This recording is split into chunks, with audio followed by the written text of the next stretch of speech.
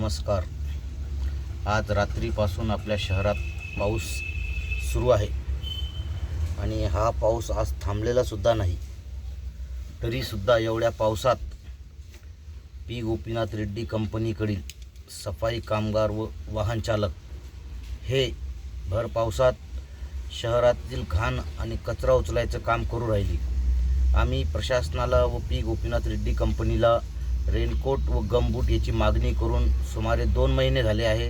आता पावसाळा संपत आला तरीसुद्धा कंपनीने याच्यावर कोणतीच प्रकारची आक्षेप घेतला नाही व प्रशासनाने सुद्धा पाहिजे तसा त्याच्यावरती जोर दिलेला नाही. याच्यातून हे सिद्ध होतं की पी गोपीनाथ रेड्डी कंपनी ही प्रशासनाच्या कुठल्याही आदेशाला ही जुमानत नाही. कारण आम्ही जेव्हा रेनकोट व गमबूट याची मागणी केली होती त्याचे आम्ही पूर्णपणे अवलोकन हे करून दिले होते की आम्हाला गमबूट नाही आहे, आम्हाला रेनकोट नाही. अशा परिस्थितीत जर आम्हाला काम करायचा जर टाईम आला तर याच्यामध्ये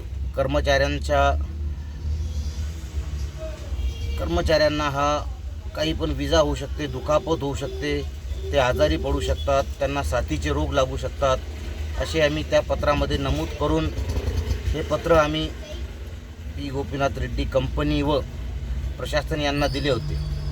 त्यावर प्रशासनाने फक्त एक पत्र पी गोपीनाथ रेड्डी कंपनीला पाठवले होते की संघटनेने जे पत्र पाठवलेले आहे याच्यावर तुम्ही योग्य ती कारवाई करा व आम्हाला अहवाल पाठवा.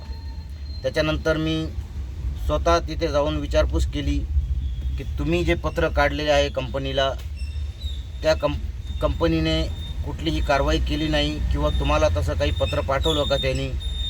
तर महानगरपालिकेचे जे अधिकारी आहेत त्यांनी आम्हाला सांगितलं की अजून त्याच्याकडून काही पत्र आम्हाला भेटलेलं नाही. यावरून सिद्ध होते की महानगरपालिका प्रशासन हे कंपनीला पाठीशी घालू राहतं आहे आणि पूर्णपणे कंपनीला पाठिंबा देतात. कंत्राटी कर्मचाऱ्यांना महानगरपालिका कुठल्याही प्रकारची सुविधा देण्यासाठी कंपनीला आदेशित करत नाहीत हे याच्यावरून पूर्ण सिद्ध होऊ राहिलं.